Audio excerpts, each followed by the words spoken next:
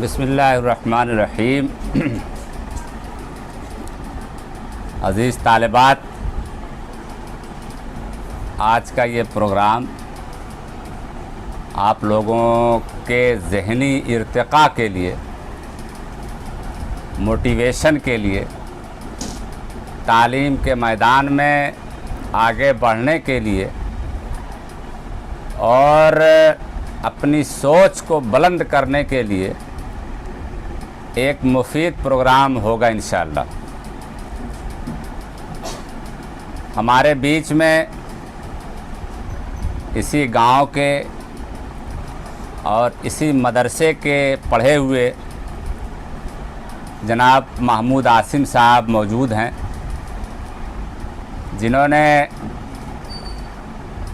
बहुत कम मुद्दत में या कम उम्र में मदरसे से भी फ़राग़त की, चंद माह में पूरे कुरान मजीद का हिफ्ज़ किया। उसके बाद हिंदुस्तान की सबसे बड़ी और मशहूर यूनिवर्सिटी जवाहरलाल नेहरू यूनिवर्सिटी से, वहाँ से मुख्तलिफ़ ज़बानों की पढ़ाई की और अभी इन्होंने डॉक्टरेट का मकाला यानी पीएचडी का जो मकाला होता है वो जमा किया है।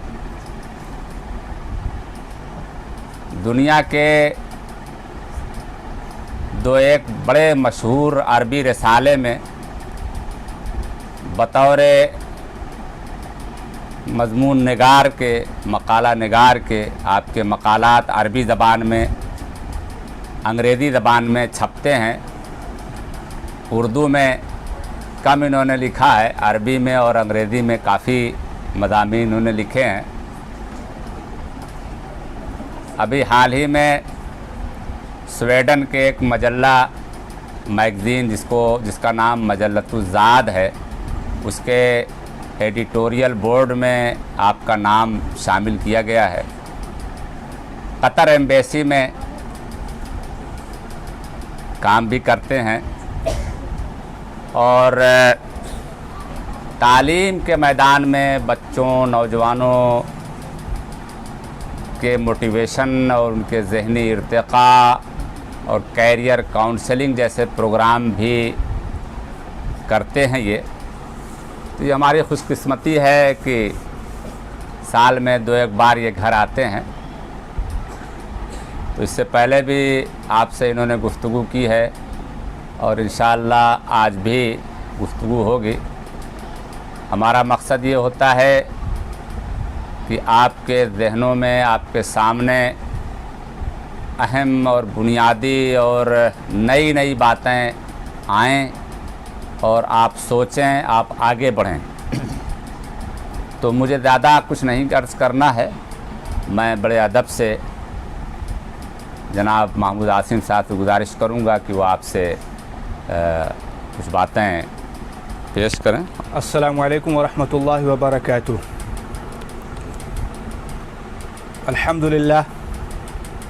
अल्हम्दुलिल्लाह रब्बिल आलमीन वस्सलातु वस्सलामु अला रसूलिहिल अमीन व अला आलिहि व सहबिहि अजमाइन, अम्मा बाद। फ़क़द क़ाल अल्लाहु तबारक व तआला फ़िल क़ुरआनिल मजीद, अऊज़ु बिल्लाहि मिनश शैतानिर रजीम, बिस्मिल्लाहिर रहमानिर रहीम, हल यस्तविल लज़ीना यअलमून वल लज़ीना ला यअलमून, सदक़ल्लाहुल अज़ीम। मेरी इंतहाई मुअज़्ज़ज़ बहनों,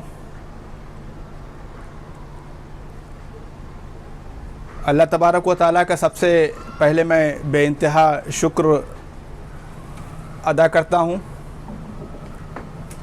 कि उसने इस बात का मौका मुझे फ़राहम किया कि मैं आपके सामने कुछ बातें अर्ज़ कर सकूं। मेरी जो बुनियाद है, जैसा कि बताया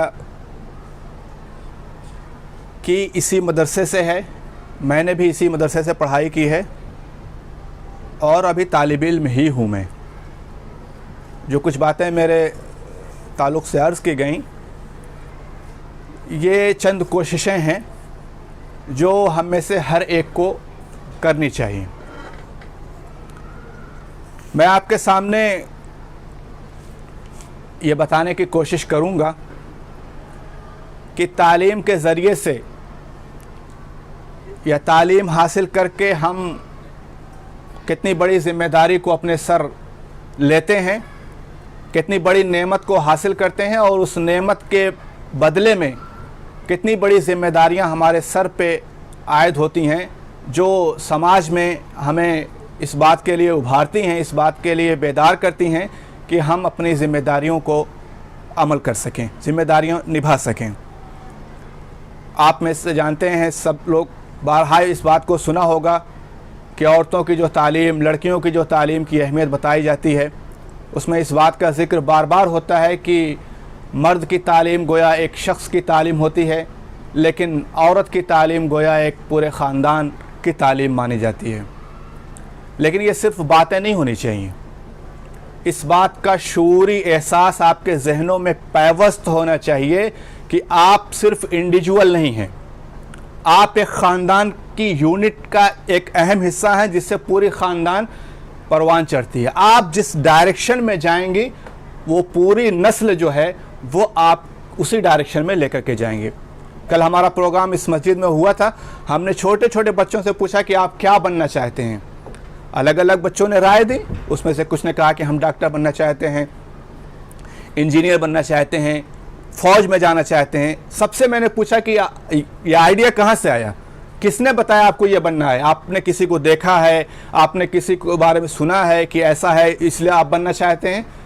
तो सारे बच्चों का एक ही जवाब था, मेरी अम्मी ने बताया है। तो आप अंदाज़ा लगाइए कि अम्मी का या माँ का या बहन का जो रोल होता है वो माशरे में कितना होता है। औरतों का 3 रोल आप डिवाइड कर सकते हैं उनकी ज़िंदगी में। अगर कहते कभी वो डॉक्टर होती हैं, कभी वो मतलब लड़की होती हैं किसी की, और फिर एक मरहले में जाकर के किसी की वाइफ होती हैं, और फिर उसके बाद में मदर होती हैं। ये आपकी ज़िंदगी के, जो औरतों की ज़िंदगी के 3 मराहिल, 3 कैटेगरीज होती हैं जो किसी न किसी स्टेज पर आपको तय करती हैं। लेकिन इन तीनों सूरतों में आपकी जो जिम्मेदारियां हैं वो बहुत ही अजीम हैं। आप अगर एक डॉक्टर के तौर पर, एक लड़की के तौर पर अगर आप अपने आप को देखते हैं तो आपके सामने बेशुमार मिसालें मौजूद हैं जिसमें आपके लिए नमूना है। आप डॉक्टर के तौर पर अल्लाह के रसूल सल्लल्लाहु अलैहि वसल्लम की जो डॉक्टर हैं, जो उनकी बेटी हैं, उनकी मिसाल ले लीजिए, फ़ातिमा ज़हरा की। वाइफ हैं तो हज़रत खदीजा की मिसाल ले लीजिए। माँ है तो बहुत सारी मिसालें, खुद हुजूर की माँ की मिसाल ले लीजिए, आमिना की मिसाल ले लीजिए, और दूसरी बहुत सारी सहाबियात, ताबिआत जो हमारे लिए नमूना हैं, मौजूद हैं। उनकी ज़िंदगियों को आप देखेंगे तो आपको पता चलेगा कि आपकी क्या अहमियत है, क्या ज़िम्मेदारी है। आपको ये जानना चाहिए कि असल में आप किस लिए पढ़ रहे हैं। पढ़ाई तो सब लोग करते हैं, लेकिन उसका मकसद क्या होना चाहिए, उसका हदफ क्या होना चाहिए। अगर आपके अंदर ये शूर नहीं है तो गोया आप एक ऐसी ट्रेन है जिसकी कोई सिमत नहीं है, जिसकी कोई मंजिल नहीं है, जिसका कोई हदफ नहीं है। और ऐसा नहीं होता, कोई भी ट्रेन जो होती है जाती है, एक तयशुदा मकाम होता है कि यहाँ उसको जाना होता है। एक ट्रेन की जब तयशुदा मकाम होता है, उसकी डेस्टिनेशन होती है, उसकी मंजिल होती है, तो फिर हमारी ज़िंदगी की मंजिल ना हो, ये कितने सोचने की बात होती है। हम पढ़ किस लिए रहे हैं और क्या बनना चाहते हैं, और हमारी ज़िंदगी का मकसद क्या है, इल्म का क्या मकसद है, ये सारी चीज़ें अगर हमारे जहनों में ताज़ा नहीं रहते हैं तो गोया कि हम उसी तरह से हैं जिस तरह से बेसिमत और विदाउट डेस्टिनेशन जो ट्रेन होती है उस तरह के होते हैं। तो आपको ये तय करना है। हम ये नहीं कहते हैं कि आपको ये तय करना है कि आप जो है वो पढ़ने के बाद कौन सा प्रोफेशन इख्तियार करेंगे, ये भी एक अहम चीज़ है। लेकिन उसके बावजूद भी जो तालीम का मकसद होता है, बाकायदा ना कि मारफत ज़ात होता है, अपनी ज़ात की मारफत होती है। मन आरफ नफ्सहु फ़क़द आरफ रब्बहु। जब अपने आप को आप जान लेते हैं तो फिर आप अपने रब को भी पहचान लेते हैं। ये तालीम का जो है एक अहम मकसद होता है। तो आप इसको, क्योंकि एक जो बताया शुरू ही में मैंने कि एक लड़कियों की जो तालीम होती है वो पूरे नस्ल की तालीम होती है, और सिर्फ ये थ्योरेटिकल बात नहीं है, आपकी ज़िंदगी के तमाम शोबे-जात इस तालीम के ज़रिए से तब्दील होते हैं। सिर्फ ऐसा नहीं है कि आपकी वो जो आपकी जो लाइफ स्टाइल है वो तब्दील होती है। सबसे बेहतरीन जो ज़रिया है पॉवर्टी को इरेडिकेट करने का, आपकी गुर्बत के ख़ात्मे का सबसे बेहतरीन और सबसे कामयाब नुस्खा जो हो सकता है वो तालीम ही हो सकती है। आप देख लीजिए तालीम याफ्ता लोग बहुत अच्छे से गुर्बत की ज़िंदगियों से, कितने ऐसी फैमिलीज़ हमारे गांव में भी हैं जिन्होंने तालीम के मरहले को तय करके गुर्बत के मरहले को कितनी आसानी से तय कर लिया, और जो तालीम याफ्ता नहीं होती हैं वो किस तरह से गुर्बत की ज़िंदगी, अफलास की ज़िंदगी हमेशा उनका मुकद्दर होती है। और यही नहीं, जितने जराइम होते हैं इस दुनिया में, यूएनडीपी जो यूनाइटेड नेशन की जो क्राइम की रिपोर्ट पेश करती है, वो कहती है कि जो ज़्यादा ट्रैफिकिंग होती है लड़कियों की, जो बच्चों की, जो चाइल्ड ट्रैफिकिंग होती है, उसमें सबसे ज़्यादा वही लोग होते हैं जो अनएजुकेटेड होते हैं, जो अनप्रिविलेज्ड होते हैं, जो पुअर बैकग्राउंड से आते हैं, जो डाउन ट्रॉडन फैमिली से होते हैं। उन लोगों को आप जितनी क्राइम में आप रेशियो निकाल लीजिए, उन्हीं लोगों का क्राइम ज़्यादा होता है। तो ऐसा नहीं, आपकी इकोनॉमिक पॉलिसी, इवन कि आप न्यूट्रिशन को देख लीजिए, अगर आप एक पढ़ी लिखी खातून है, एक पढ़ी लिखी बहन है, एक पढ़ी लिखी माँ है, एक पढ़ी लिखी बीवी है, तो आप अपने बच्चों को, अपने भाई बहनों को जिस तरह से न्यूट्रिशन का, किस तरह से कौन सी ग़िज़ा लेनी है, कौन सी वो खाना खाना है, क्या चीज़ मुफीद है, क्या चीज़ मुज़िर है, ये सारी चीज़ें कहीं ना कहीं आपको तालीम से आती हैं, और ये सेहत का रास्ता हमवार करती हैं। आपके बहुत सारे मसाइल होते हैं, अगर आप उन मसाइल से आगाही हासिल करती हैं, आपको आप तालीम याफ्ता हैं, तो बहुत सारे ऐसे अमराज जो आम लोगों को मौत का सबब बनते हैं, उससे आप बहुत आसानी से बच सकती हैं। तो गोया ये तालीम जो है, आपकी जो जागरूकता है, आपकी जो तौइया जिसको कहते हैं अवेयरनेस है, वो अवेयरनेस अगर आपके पास तालीम के ज़रिए से होती है, तो ज़िंदगी के जितने भी मजालात हैं, ज़िंदगी के जितने शोबेजात हैं, उसमें आप एक अच्छा किरदार अदा कर सकती हैं, और ये तालीम के ज़रिए से मुमकिन होता है।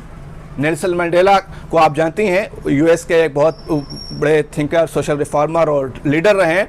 उनका ये कहना है कि तालीम के ज़रिए से ही एक चीज़ मुमकिन है कि एक किसान का बेटा डॉक्टर होता है, एक माइन वर्कर जो कान में काम करने वाला होता है, उसका जो बेटा होता है वो प्रोफेसर बनता है, वो इंजीनियर बनता है, और एक बड़े नेशन का, किसी ग्रेट नेशन का प्रेसिडेंट तक बनता है। एपीजे अब्दुल कलाम साहब की मिसाल हमारे सामने है, किस तरह से एक बहुत ही हम्बल बैकग्राउंड से आकर के इस मुल्क के सबसे अहम ओहदे पर किस तरह से वो पहुंचे। उनकी ज़िंदगियों को आप देखिए तो आपको पता चलेगा कि किस तरह से हम अपनी ज़िंदगी, बहुत सबकी ज़िंदगियों में मसाइल होते हैं, लेकिन उन मसाइल को कैसे अंगेज करना है, उन चैलेंजेस को कैसे गो अहेड करना है, उन चैलेंजेस को कैसे ओवरकम करना है, ये सारी चीज़ें ही हमको तालीम के ज़रिए से मुमकिन है, और वो अज़्म और हौसले के ज़रिए से मुमकिन है जो हम तालीम के ज़रिए से पाते हैं।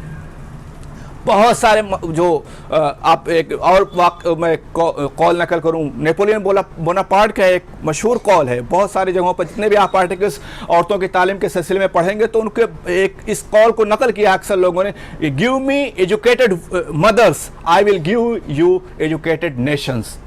तो तुम मुझे पढ़ी लिखी तालीम याफ्ता माएँ दो, मैं तुमको पढ़ी लिखी कौम तैयार करके दूंगा।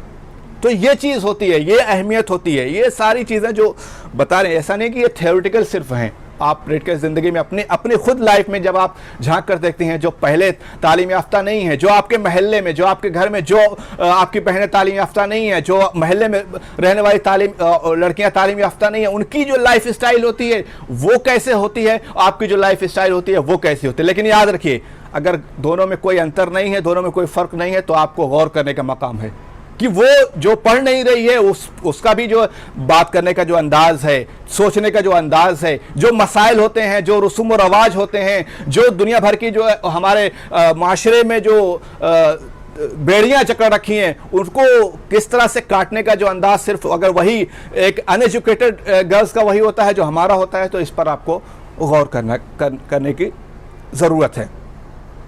हिंदुस्तान में जो औरतों के, लड़कियों के जो एजुकेशन सिस्टम है वो बहुत ही चैलेंजेस हैं उसमें। आज ख़ास तौर से आज के माहौल में जिस तरह से सरकार की जो पॉलिसियां हैं उसमें स्पेशली जो हमारे सामने, हमारी बहनों के सामने, मुस्लिम वीमेन के सामने, गर्ल्स के सामने जो चैलेंजेस हैं वो बढ़ गए हैं। लेकिन इन्हीं मसाइल में अपने आप को तैयार करना, बहुत सारी मिसालें मैं आपके पेश कर सकता हूँ जो आज हमारे लिए रहनुमा साबित हो सकती हैं। कहते हैं ना, तुंदिए बादे मुखालिफ से न घबरा अयोकाब, ये तो चलती हैं तुझे ऊंचा उड़ाने के लिए। तो जितने ही तुंदिए बादे मुखालिफ चलेगी, जितने ही अपोजिट डायरेक्शन में हवा चलेगी, उतने ही बाज को जो है वो उड़ने में मज़ा आता है। तो ये चैलेंजेस जितने भी होंगे, इसकी परवाह किए बगैर हमको किस तरह से आगे बढ़ना है। आप देखिए, आपको जो तारीख़ में अगर आप जाएंगे तो बहुत ज़्यादा, मैं अल्लाह के रसूल सल्लल्लाहु अलैहि वसल्लम की तारीख़ का जिक्र नहीं करता, आप पढ़ती हैं, आप जानती हैं हज़रत आयशा रज़ियल्लाहु अन्हा का मकाम जो था वो था। लेकिन आपको शायद ये इल्म हो कि इस आज भी दुनिया में जो ओल्डेस्ट यूनिवर्सिटी, सर्वाइविंग यूनिवर्सिटी, बहुत सारी यूनिवर्सिटियां हैं, लेकिन जो ओल्डेस्ट है, सबसे कदीम तरीन यूनिवर्सिटी इस दुनिया की है, वो कौन सी है मालूम है आपको? उम्मुल कुरवैन करके है। ये फिज जो मोरक्को मगरिब का एक शहर है, उसमें उम्मुल कुरवैन करके ये आज भी ये यूनिवर्सिटी अपने पूरी आबोताब के साथ चल रही है। जानते हैं उसको किसने बनाया था? किसी मर्द ने नहीं बनाया था। उसको नाम था उनका फातिमा अल फ़िहरी। वो फातिमा अल फ़िहरी जो मशहूर खातून रही हैं, उन्होंने इस यूनिवर्सिटी की दाग बेल डाली थी और Guinness book of world record के मुताबिक दुनिया की सबसे ओल्डेस्ट सर्वाइविंग यूनिवर्सिटी है। इससे पहले बहुत सारी यूनिवर्सिटियां लोगों ने कायम की थी। हमारा जो इतिहास है, पुराना इतिहास, उसमें हिंदुस्तान के बारे में बहुत सारे यूनिवर्सिटियों का तस्करा आता है, लेकिन वो सर्वाइविंग यूनिवर्सिटी नहीं है, वो अभी चल नहीं रही हैं, कई बंद हो गई हैं, बीच में ये हो गई। लेकिन सबसे ओल्डेस्ट सर्वाइविंग यूनिवर्सिटी जो है वो उम्मुल कुरवैन के नाम से फिज में फातिमा अल फ़िहरी ने कायम किया था। तो आपके सामने मिसालें इस बात की हैं कि किस तरह से मुसलमान औरतों ने, आप हिंदुस्तान के छोड़ दीजिए, मगरिब की बात, मोरक्को की बात छोड़ दीजिए, हिंदुस्तान में आप देखिए, आप जानते हैं कि हिंदुस्तान में सबसे पहले मुस्लिम फीमेल टीचर कौन है? किसी को अंदाजा है?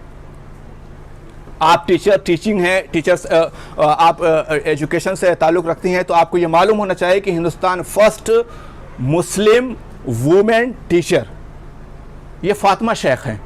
नाम सुना आपने फातिमा शेख का? फातिमा शेख की तारीख जाननी चाहिए। आज जब मैं जवाहरलाल यूनिवर्सिटी में पढ़ता हूं तो फातिमा शेख जय जय जय जय फातिमा करके नाम लिया जाता है, उनकी जय जयकार लगाई जाती है जेएनयू जैसी जगह में। कौन वो फातिमा शेख कौन थी मालूम है आपको? हिंदुस्तान की सबसे पहली फीमेल मुस्लिम टीचर थी। वो ज्योतिराव फूले और सावित्री बाई फूले, इन दोनों का नाम बहुत लोग सुनते हैं। आज दलित मूवमेंट जो खड़ा हुआ है वो इन्हीं लोगों की आइडियोलॉजीज पे खड़ा हुआ है, लेकिन इनको सपोर्ट करने वाला कौन था मालूम है? फातिमा शेख थी। जब ज्योतिराव को और सावित्री बाई फूले को उनके घर से निकाल दिया गया था, तो फातिमा शेख ने और उनके भाई ने जो उस्मान शेख थे, उन्होंने कहा कि आ करके आप हमारे घर में पनाह लीजिए। अपने घर में उन्होंने लड़कियों का पहला स्कूल खुलवाया और फिर वो पढ़ाई। उसमें बहुत सारे चैलेंजेस खुद फातिमा शेख को, मुसलमानों में भी, और उस वक्त ब्राह्मण का राज था तो उनके जरिए से हिंदुओं के जरिए से बहुत सारे, इवन यहाँ तक आता है, आप उनकी तारीख पढ़िए कि जब वो स्कूल जाती थी तो एक कपड़ा एक्स्ट्रा लेकर के जाती थी, क्योंकि रास्ते में उनके ऊपर गोबर फेंक दिया जाता था, उनके ऊपर कीचड़ फेंक दिया जाता था, उनको बहुत परेशान किया जाता था। लेकिन फातिमा शेख ने, सावित्री बाई फूले ने, ये दोनों औरतें हैं, दोनों ने कभी भी कंप्रोमाइज़ नहीं किया और आज हिंदुस्तान की तारीख उनको याद रखती है, लेकिन फातिमा शेख को भूल गई। सावित्री बाई का नाम किसी भी शख्स से आप पूछ लीजिए, आपको मिल जाएगा, लेकिन फातिमा शेख का नाम नहीं। ये हमने फातिमा शेख के नाम को भुला दिया, क्योंकि हमने उनकी जो लेगेसी थी, हमने जो उनकी जो वरासत थी, जो उनका जज्बा था, उसको जो मशाल उन्होंने रोशन की थी, उसको हमने कंटिन्यू नहीं किया, उसको हम लेकर के आगे नहीं बढ़े। हम खुद अपने लोगों के बारे में, अपने जो हमारे रहनुमा रहे हैं, हमारे जो असलाफ रहे हैं, उनके बारे में हमको इल्म नहीं होता है। हम दूसरों के बारे में, दूसरों की तारीख, फैज़ अहमद फैज़ को किस तरह से कम्युनिस्टों ने अपना लिया, हालांकि जिस तराने का वो बार बार तस्करा कहते हैं उसमें कितनी इस्लामियात मौजूद हैं। बस नाम रहेगा अल्लाह का जो हाजिर है, जो गायब भी है, कितना मशहूर हुआ उस पूरे जेएनयू मूवमेंट में। बहुत सारे लोगों ने देखा है, सब फैज़ अहमद फैज़ को उन्होंने पूरा ओढ़ लिया है, लेकिन उनके यहाँ जो इस्लामियत का, वो कहते हैं कि वो तो कम्युनिस्ट है। हालांकि वो बहुत सारे उनके जो रुमूज़, जो असरार, जो किनायात उन्होंने इस्तेमाल किए हैं, उसमें इस्लाम की अक्कासी भरपूर तरीके से नज़र आती है। लेकिन इसका नतीजा यह है, ऐसा इस वजह से है कि हमने उनको तर्क कर दिया है, हमने उनको छोड़ दिया है। इस तरह से बहुत सारे जो नमूने हैं, जो मिसालें हैं, वो आप देखिए। मैंने फातिमा शेख का जिक्र किया, आप हाल में देखिए, अभी कुछ दिनों पहले खुशबू मिर्ज़ा का एक नाम बहुत चल रहा था, मुस्लिम एजुकेशन में जो उन्होंने इसरो में काम करती हैं, अमरोहा की रहने वाली हैं। आप लोगों ने उसको, असल में ये चीज़ें, ये मॉडल्स, ये मिसालें इसलिए बयान कर रहा हूँ ताकि हमको ये पता चले कि ये जो मैं बातें कर रहा हूँ ये थ्योरेटिकल नहीं है, ये प्रैक्टिकल हैं, बहुत सारे लोग कर रहे हैं, हमारे जैसे लोग कर रहे हैं, आप जैसे लोग कर सकते हैं। सिर्फ ज़रूरत यह है कि जो थोड़ा बहुत डर है, जो अपने आप को पहचानने का कमी है, जो मारिफत ज़ात है, वो मारिफत की कमी हो जाती है। आप इसी वजह से कह रहे हैं, देखिए जो कैरियर की बात बार बार आती है कि कैरियर काउंसलिंग ज़रूरी होती है, वो उसमें इसी चीज़ का स्पेसिफिकेशन होता है कि कैरियर वो होता है, वो डिलिब्रेट प्रोसेस होता है to know who you are, ये जानना कि आप कौन हैं और where you want to go at certain point of time.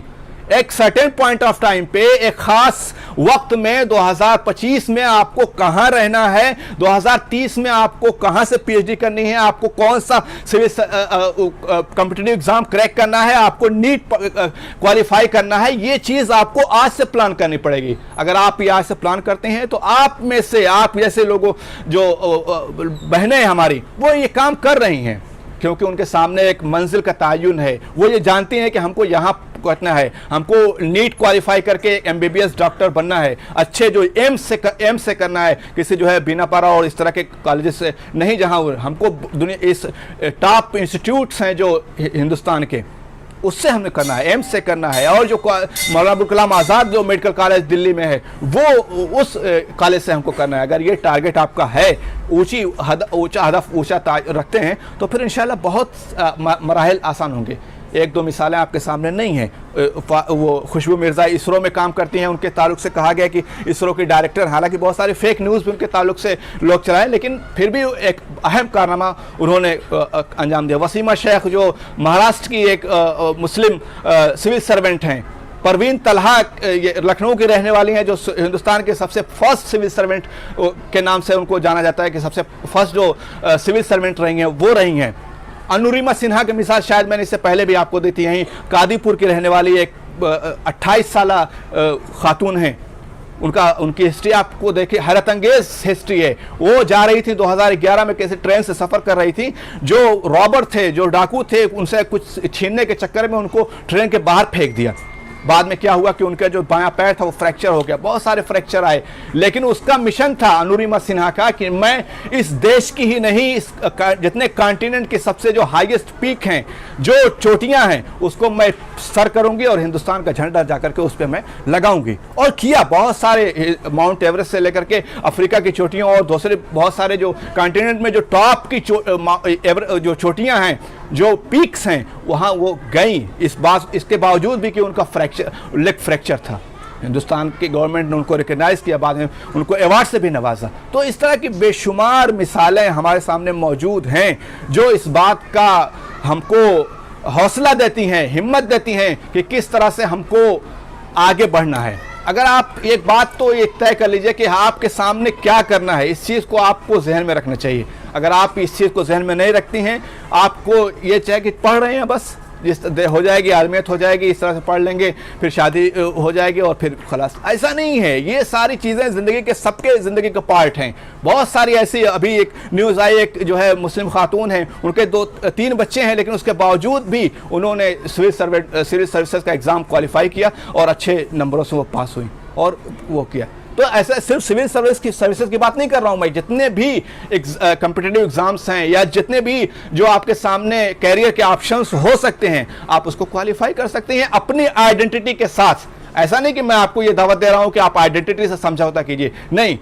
मैं जिस माहौल में मैं रहा हूं, उसमें बहुत सारे लोग अपनी आइडेंटिटी से सिर्फ समझौता ही नहीं करते, उसके मुखालिफ भी हो जाते हैं। लेकिन अल्हम्दुलिल्लाह ऐसा हम लोगों ने कभी इस तरह से कुछ नहीं किया। तो आप जो बाद मुखालिफ में जिस तरह से जब रहते हैं तो आपको और मज़ा आता है। अगर आपके पास अकीदा आपका मजबूत होता है, आप आइडियोलॉजिकली अगर स्ट्रांग होते हैं, तो आप जब मुखालिफ हवाएं चलती हैं तो फिर आप और ज़्यादा आपको काम करने में मज़ा आता है।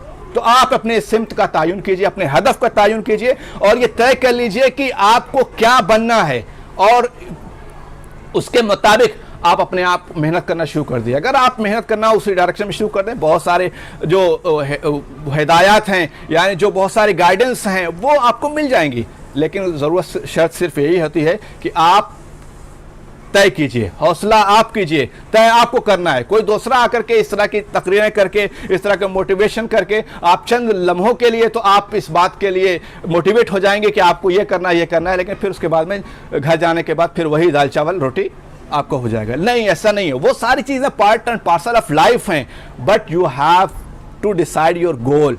आपको ये डिसाइड करना है कि आपका गोल क्या है, आप who you are, deliberate process to know who you are. आपको शूरी तौर पर यह जानना है कि आप कौन हैं, आपके इंटरेस्ट क्या है, आपकी वीकनेस क्या है, आपकी स्ट्रेंथ क्या है, आपको क्या करने में मजा आता है, क्या पढ़ने में मजा आता है। ये सारी चीजें अगर आप जान लेंगे तो फिर आप सर्टेन पॉइंट ऑफ टाइम पे जो आप करना चाहते हैं वो कर लेंगे।